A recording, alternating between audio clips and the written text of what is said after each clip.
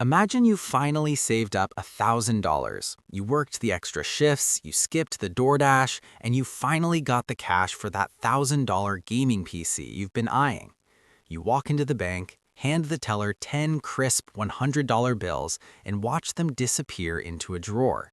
You walk out feeling like your money is safe in a giant steel-reinforced vault, guarded by a guy named Gary who takes his job way too seriously.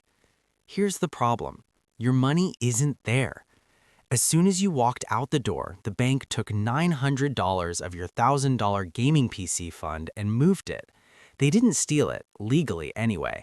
They just used a loophole in the fabric of reality called fractional reserve banking. By the time you get home to check your banking app, your $1,000 is still there on the screen, but $900 of it is also sitting in someone else's account as a car loan. The bank just turned $1,000 into $1,900 using nothing but a spreadsheet and vibes. Welcome to the magic trick that runs the world. The vault myth. Most of us think of a bank like a digital version of a shoebox under the bed. You put money in, they hold it, you take it out. Maybe they give you a lollipop or a 0.01% interest rate as a thank you for letting them keep your money. In reality, a bank is not a storage unit. It's a factory, specifically a factory that manufactures money. If every person who had an account at your bank showed up at 9 a.m. tomorrow and asked for their cash, including your $1,000 gaming PC savings, the bank would have to lock the doors and call the police.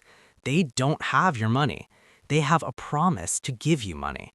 There is a massive difference between having a steak in your fridge and having a piece of paper from a guy named Steve that says, "I owe you one steak." The banking system is built entirely on Steve's paper. Fractional reserve banking. The core of this system is a concept called fractional reserve banking. The name tells you exactly what it is. The bank is only required to keep a fraction of your deposits in reserve.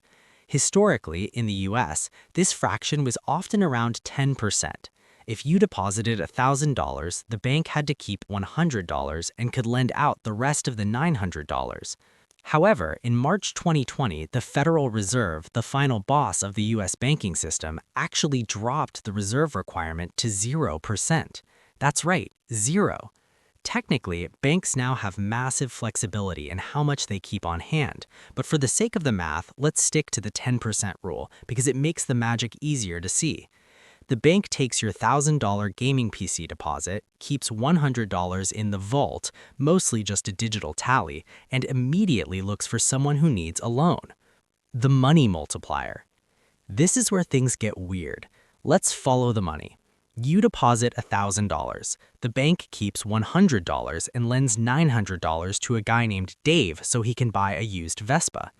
Dave pays the Vespa seller, and the Vespa seller takes that $900 and deposits it into their bank.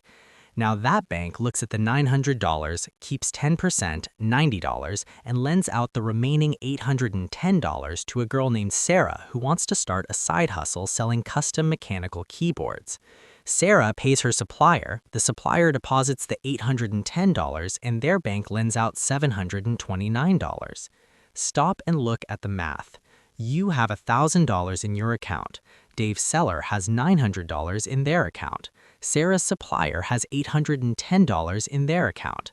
The economy now behaves as if there is $2,710 in existence, even though we started with just your $1,000 gaming PC fund.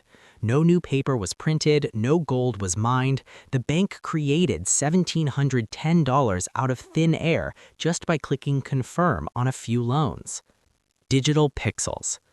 If you look at the total money supply, only a tiny fraction of it actually exists as physical cash. If you tried to pay for your $1,000 gaming PC with actual dollar bills, you're using base money. But most of the money we use is just digital pixels on a screen. When you buy a skin in a game or pay for your Netflix sub, you're not moving money. You're moving a digital instruction that says subtract 15 units from my promise and add 15 units to theirs. The bank loves this because pixels are free. Printing paper costs money. Moving paper costs money. Keeping paper in a vault requires a Gary to guard it. But digital promises, those are infinite. As long as we all agree that the numbers on the screen mean something, the system works. The moment we stop believing, the pixels become what they've always been, nothing. So how does the bank get rich doing this? It's called the spread. Think of the bank like a middleman on a marketplace app. They buy money from you by offering you a savings account. They sell that money to other people in the form of loans. The price of money is the interest rate. The bank might pay you 0.5% interest on your $1,000 gaming PC savings. That's the cost of them renting your money. Then they take that same money and rent it to someone else for a credit card at 22% interest or a car loan at 7%. The difference between the 0.5% they pay you and the 7 or 22% they charge the other guy is the spread. That spread pays for the giant glass buildings, the Super Bowl commercials, and the CEO's third vacation home. They aren't really managing your money. They're arbitrageurs. They're flipping your cash for a higher price than they bought it for. Assets versus liabilities. To understand a bank's brain, you have to flip your own logic upside down. In your life, your $1,000 gaming PC savings is an asset. It's something you own. To the bank, your deposit is a liability. It's money they owe you. If you show up and ask for it, it leaves their building. They hate that. Conversely, a loan is a liability to you. You owe the bank. But to the bank, your loan is an asset. Why? Because it's a contract that guarantees them future cash flow. When you see a bank's balance sheet, it looks insane to a regular person. The debt of the community is the bank's wealth. The more people in your town go into debt for trucks, houses, and degrees, the wealthier the bank becomes. They are literally invested in your future labor. The risk of liquidity. Since the bank has lent out 90% or more of the money, they are constantly playing a game of musical chairs. This is the liquidity risk. Liquidity just means how fast can I turn this thing into cash. Your $1,000 gaming PC fund is liquid. You can go to an ATM and get it now. But a 30-year mortgage is illiquid. The bank can't just call a homeowner and say, "Hey, give us the house back today. We need the cash." The bank's entire existence depends on the statistical probability that not everyone will want their money at the same time. They know that on a Tuesday morning, maybe only 2% of people will use an ATM. As long as that number stays low, the illusion holds. But if that number spikes to 20% or 30%, the music stops. Bank runs. When the music stops, you get a bank run. This usually starts with a rumor. Maybe people think the bank made bad loans to a company that went bust. Suddenly, you get a notification on your phone. Bank X might be in trouble. You think, I need my $1,000 gaming PC money now. You drive to the bank and there's already a line around the block.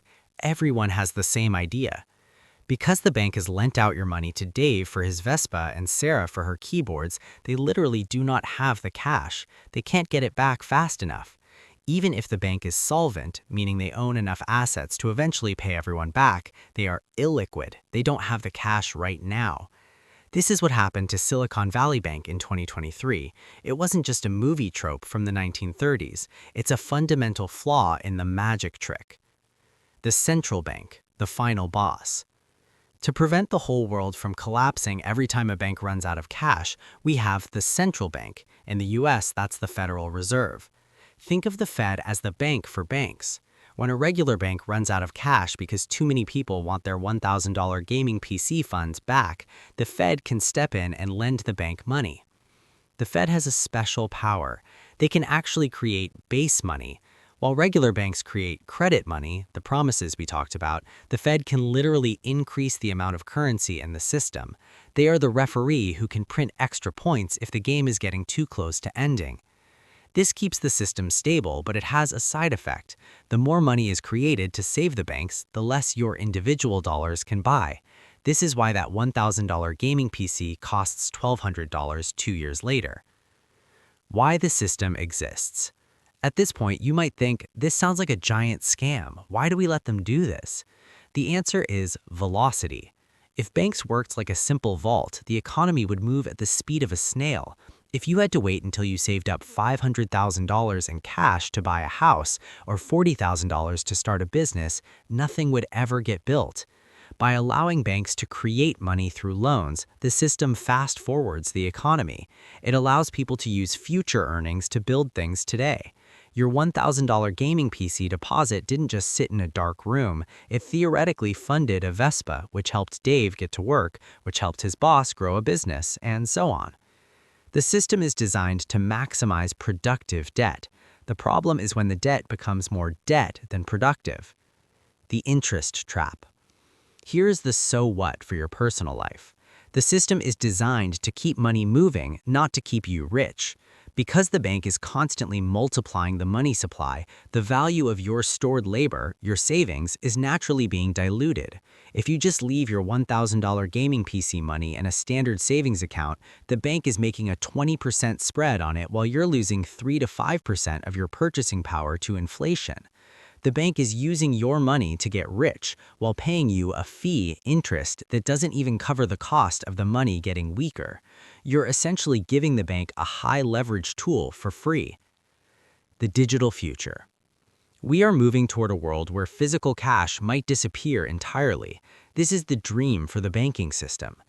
In a world of central bank digital currencies, or just total digitization, the bank has 100% visibility and control. There is no such thing as a bank run if you can't actually withdraw cash. They can just put a temporary pause on your app. Your $1,000 gaming PC fund becomes entirely theoretical. It exists as long as the server stays on and the government says your digital tokens are valid. It's the ultimate version of the magic trick. The rabbit doesn't even need to be in the hat anymore. We just all have to agree we saw a rabbit. Leverage. The word the pros use for this is leverage. Banks are the most leveraged institutions in society. They operate on a razor-thin margin of actual cash compared to the mountain of promises they've made. When you use a credit card to buy a $50 dinner, you are participating in leverage. You are using the bank's created money to buy a real-world asset, tacos. Then you have to work real-world hours to pay back that created money plus interest. The bank essentially trades fake money for your real time. If you don't pay them back, they take your real stuff, your car, house, credit score. It's a pretty great deal for the guy with the spreadsheet.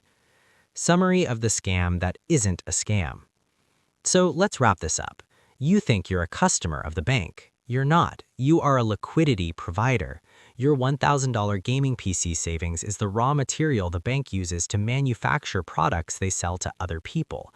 They pay you almost nothing for that raw material, then charge the other guy a premium. Is it fair? Not really. Is it illegal? No, it's the foundation of global capitalism. Is it magic? Strictly speaking, yes. Creating $1 billion by typing numbers into a computer is the closest thing to actual wizardry we have in the 21st century. The recap. Banks aren't vaults, they are money factories. Fractional reserve, they only keep a tiny slice of what you deposit. The multiplier, one deposit can turn into 10 loans across the economy. Zero reserve, in the US the legal requirement is 0%. The spread, the bank makes money on the gap between your interest and the borrower's interest. Assets are liabilities. Your savings is a debt the bank owes. A loan is an asset the bank owns. Liquidity risk. The bank is always one rumor away from not having enough cash. The Fed, the final boss that prints money to stop the system from crashing. Inflation, the side effect of all this created money. Productive debt. The reason the system exists is to make the economy move faster. Digital pixels. Most money is just a collective hallucination on a smartphone screen. Your time. The bank trades digital promises for your real-world labor. The takeaway. The bank is a tool, not a friend. Use them for their magic, loans for assets that grow, but don't let them use you for yours, keeping all your wealth in their promises. If you leave your $1,000 gaming PC money sitting in a 0.01% account forever, you're not safe. You're just the one funding the bank's next private jet. Now that you know how the magic trick works, you can stop being the volunteer from the audience who gets sawed in half. Would you like me to generate some image prompts for the script so you can start editing? Or maybe you want to dive into the math of why the spread is actually higher than you think? Sub to the channel, hit the bell, and leave a comment telling me if you're still keeping your cash in a shoebox. I won't tell Gary.